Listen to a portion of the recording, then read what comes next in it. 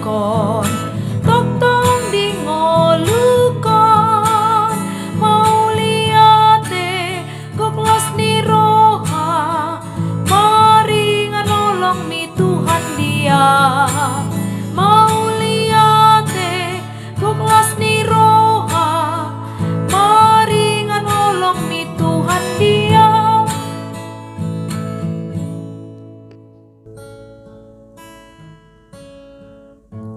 Kasih karunia dan damai sejahtera dari Allah Bapa kita dan dari Tuhan Yesus Kristus menyertai kamu. Firman Tuhan pada hari ini tertulis dalam Lukas pasal 6 ayat 36. Hendaklah kamu murah hati, sama seperti Bapamu adalah murah hati. Demikian firman Tuhan. Hendaklah kamu murah hati.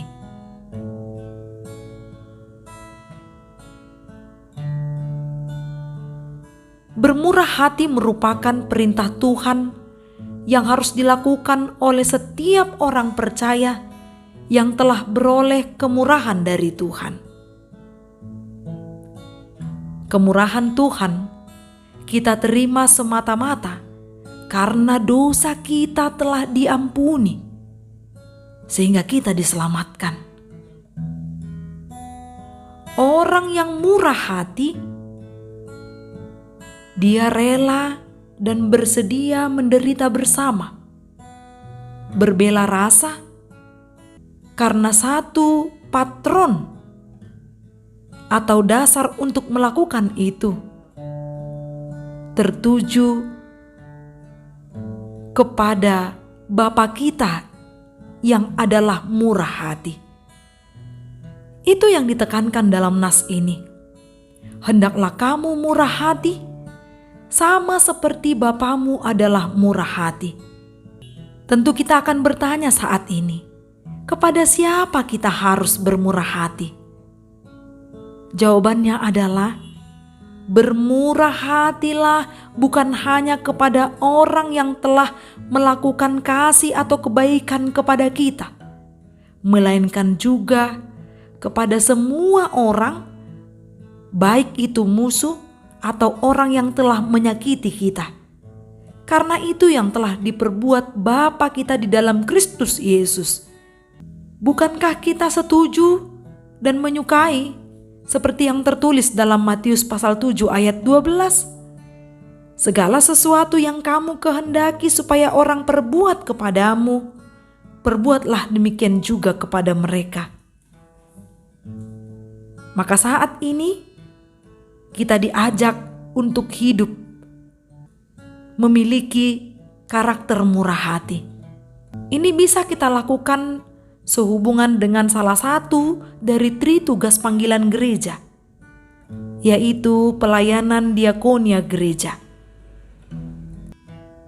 Dasar dari pelayanan diakonia gereja adalah dilakukan berdasarkan hati yang tulus dan ikhlas, karena kemurahan hati Allah yang melekat pada kita adalah murni dan tidak ada kemunafikan.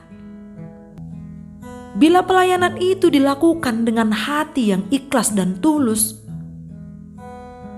maka orang yang kita layani itu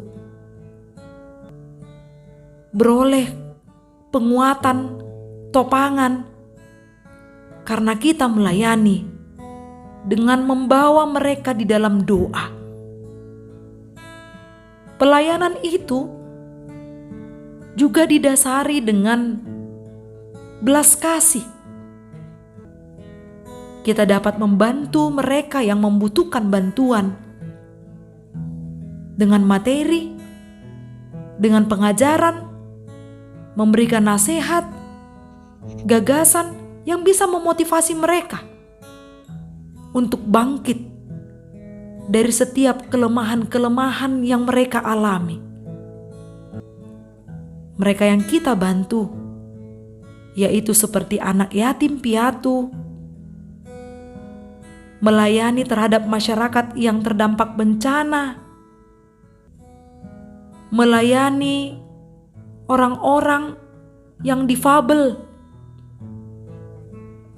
melayani orang tua kita, orang-orang yang sudah masuk kategori lanjut usia, yang hidup di panti jompo, dan banyak hal lain yang dapat kita perbuat. Secara khusus, pelayanan itu kepada orang yang sakit. Maka orang yang melakukan pelayanan kasih adalah orang yang telah dipenuhi belas kasihan. Kasihnya tidak menuntut balas, karena kasih itu benar-benar tulus diberikan, karena ada kesadaran bahwa kita telah menerima kemurahan hati Allah di dalam kehidupan kita. Hiduplah sebagai orang Kristen yang murah hati, peduli akan sesama kita, dan mau membantu orang-orang yang berkekurangan. Amin. Salam sehat. Semoga hidup kita diberkati melalui firman yang kita dengar. Horas.